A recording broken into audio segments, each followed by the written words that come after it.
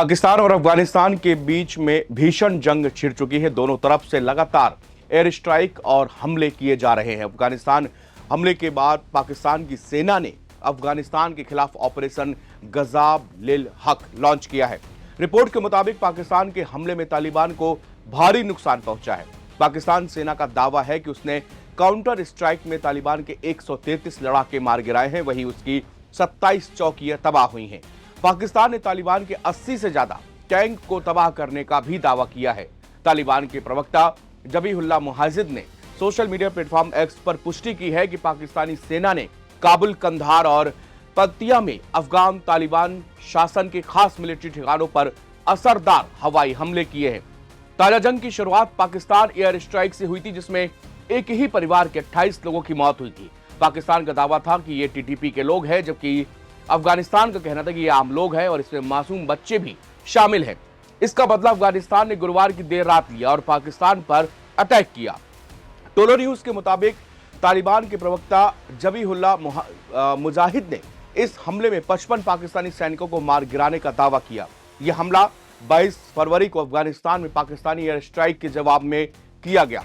अफगान सरकार का दावा है कि 23 पाकिस्तानी सैनिकों के शव उसके पास में हैं। पाकिस्तानी सेना के एक हेडक्वार्टर और 19 चौकियों पर भी कब्जा कर लिया गया है। पाकिस्तानी मीडिया रिपोर्ट्स के मुताबिक सुरक्षा सूत्रों ने बताया है कि पाकिस्तानी एयरफोर्स ने ऑपरेशन गजाब लिल हक के तहत का हवाई हमले किए हैं, जिसमें अफगानिस्तान के नंगहार प्रांत में अंदर मिलिटेंट इंफ्रास्ट्रक्चर को निशाना बनाया गया है। सुरक्षा सूत्रों के मुताबिक नए ऑपरेशन के दौरान काबुल में 2 ब्रिगेड हेडक्वार्टर भी तबाह किए गए हैं। पीटीवी न्यूज ने सुरक्षा सूत्रों के हवाले से बताया है कि कंधार में हवाई हमलों में एक कोर हेडक्वार्टर और एक ब्रिगेड हेडक्वार्टर के साथ साथ एक एम्यूनेशन डिपो और लॉजिस्टिक बेस को भी तबाह किया गया है। पतिया में हवाई ऑपरेशन के दौरान तालिबान का एक और हेडक्वार्टर भी तबाह हुआ है। पाकिस्तानी टीवी के मुताबिक कंधार में तालिबान ब्रिगेड हेडक्वार्टर और एम्यूनेशन डिपो, वली खान सेक्टर में तालिबान पोस्ट, शावल सेक्टर के पास पख्तिया में तालिबान पोस्ट, बाजार सेक्टर में तालिबान पोस्ट, अंगूर पड्डा और तालिबान पोस्ट पर ये डायरेक्ट अटैक किए गए हैं। पाकिस्तान के हमले में तालिबान का भारी नुकसान बताया गया है। पाकिस्तान के सुरक्षा सूत्रों ने बताया है कि हाल के हवाई हमलों के बाद पाकिस्तानी जेट कंधार के ऊपर हवाई गश्त कर रहे हैं। सूत्रों ने आगे बताया कि सटीक हवाई हमले करने के बाद हमारे विमान अब कंधार के हवाई क्षेत्र में गश्त कर रहे हैं। उन्होंने इस बात पर जोर दिया है कि पाकिस्तानी सेना किसी भी हमले का मजबूती से जवाब देने के लिए पूरी तरह से तैयार है। सूत्रों ने आगे कहा है कि सिक्योरिटी फोर्सेस तोरखम बॉर्डर पर तालिबान फोर्सेस के खिलाफ मजबूत और असरदार ऑपरेशन कर रही है। उन्होंने आगे कहा कि पाक सेना ने अफगानिस्तान के पक्तिका प्रांत के पास में दक्षिणी वजीरिस्तान में शवाल सेक्टर के पास एक तालिबानी पोस्ट को भी सफलतापूर्वक उस पर कब्जा किया है। पीएम शहबाज शरीफ के प्रवक्ता मुशर्रफ जैदी ने एक्स पर एक बयान जारी करते हुए बताया है कि पाकिस्तानी सेना ने जवाबी हमले की इजाजत दी है और अफगान हमले के जवाब में कई हमले किए गए हैं। प्रवक्ता के मुताबिक कुल 133 अफगान तालिबान के मारे जाने की पुष्टि हुई है। 200 से ज्यादा घायल हैं। काबुल, पतिया और कंधार मिलिट्री ठिकानों पर हुए हमलों में और भी कई लोगों के मारे जाने का अनुमान है। जैदी ने मिलिट्री जवाब के पैमाने पर जोर देते हुए दावा किया है कि 27 तालिबान चौकियों को तबाह किया गया है और 9 और पर सिक्योरिटी फोर्स ने कब्जा किया है। हालांकि दोनों तरफ से, तालिबान हो या पाकिस्तान हो, दोनों की तरफ से जो बयान आ रहे हैं वो यही दिखा रहे हैं कि भाई हमारी सेना ज्यादा तेजी आक्रामक कार्रवाई कर रही है। लेकिन एक बार फिर से पाकिस्तान और अफगानिस्तान के बीच एक बड़ी जंग की आहट यहां पर सुनाई दे रही। हालांकि अभी तक इसको युद्ध नहीं कहा गया है, ना ही किसी यूनाइटेड नेशन या संयुक्त राष्ट्र की तरफ से एक वॉर इसको घोषित नहीं किया गया है। ये पाकिस्तान के रक्षा मंत्री भले ही इस बात को बार बार कह रहे हैं कि भाई ये एक डायरेक्ट वॉर छिड़ चुका है, ये स्ट्राइक नहीं है, लेकिन आपको हम बता दें कि जब तक कि संयुक्त राष्ट्र की तरफ से किसी भी 2 देशों के बीच में वॉर घोषित नहीं होता, ये अभी एयर स्ट्राइक ये दोनों के बीच में एक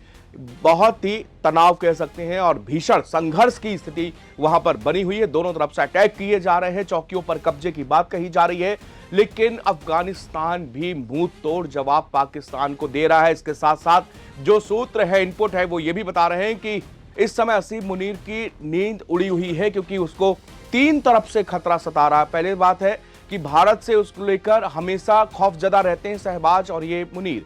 दूसरी बात है कि भाई बीएलए भी इस मामले में अगर पाकिस्तान के अंदर बीएलए ने अटैक तेज कर दिए तो ये अफगानिस्तान भी और ज्यादा तेजी से हमले कर सकता है। तो पाकिस्तान की सेना इस स्थिति में तितर-बितर हो जाएगी।